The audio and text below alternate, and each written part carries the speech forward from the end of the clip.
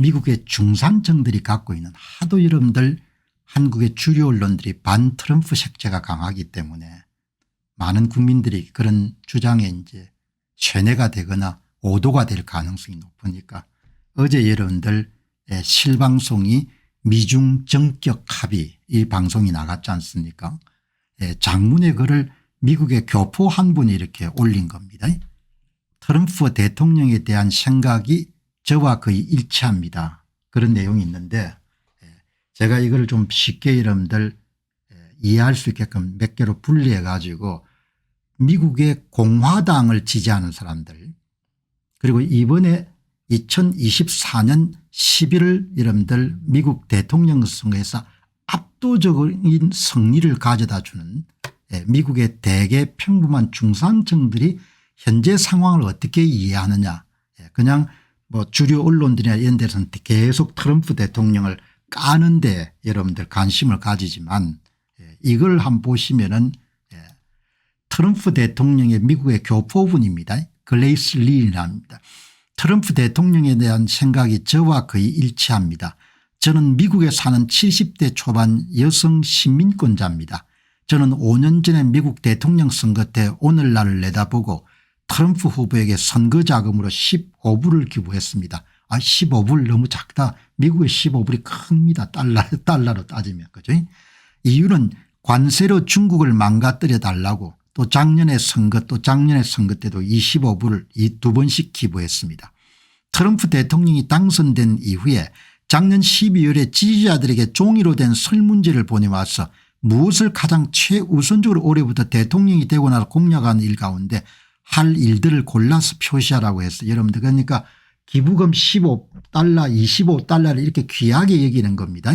그래서 남부 국경 봉쇄 문제 등을 적어 보냈고 취임 이후에도 또 두 번에 더 설문지를 공화당 본부로부터 받아서 5가지를 우선 문제를 표시해서 보냈습니다. 여기서 이런 우리가 느낄 수 있는 것은 미국의 정치라는 것이 반영하든 반영하지 않든 간에 끊임없이 기부자나 그다음에 본인들의 지지자들에 대한 의견을 수렴해 가는 과정이 있다는 것을 우리가 알 수가 있는 거죠. 트럼프 대통령은 엄격한 기숙학교에서 중고등학교를 보냈습니다. 국가 간이 투철하고 애국자입니다. 민주당 대통령들은 한국이나 미국이나 나라의 병년 대결은 생각하지 않습니다.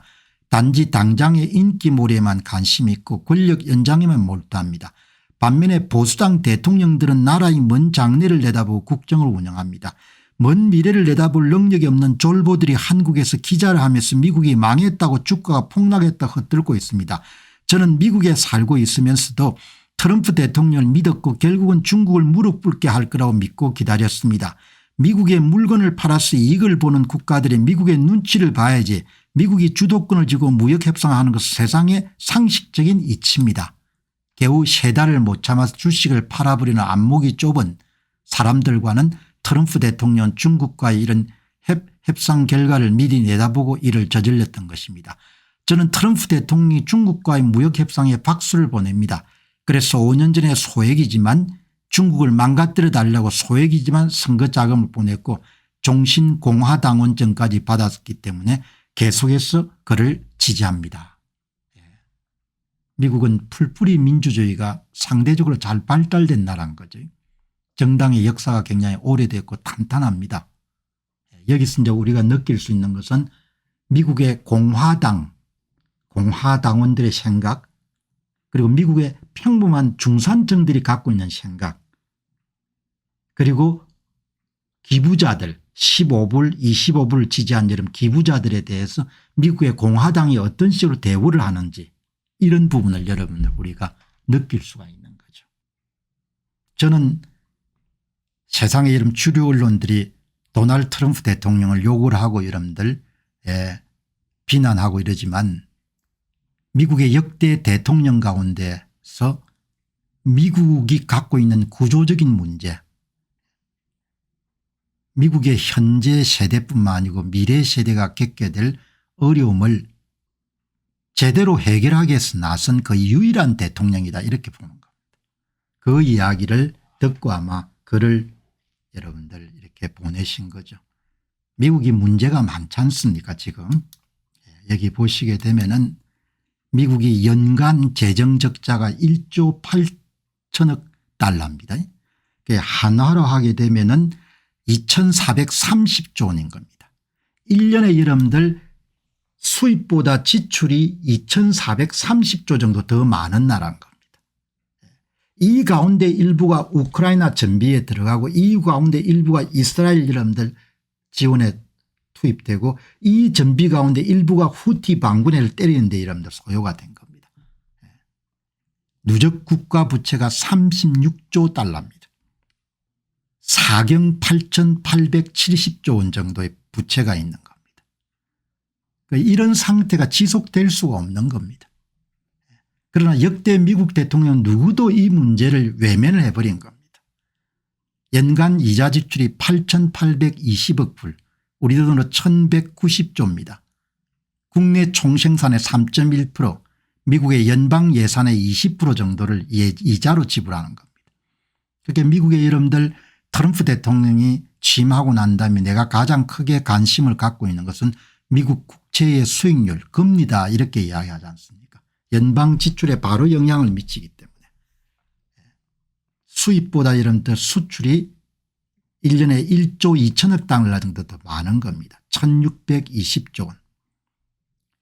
연방 예산 지출이 6조 8천억 정도 되는 겁니다. 8천억 달러.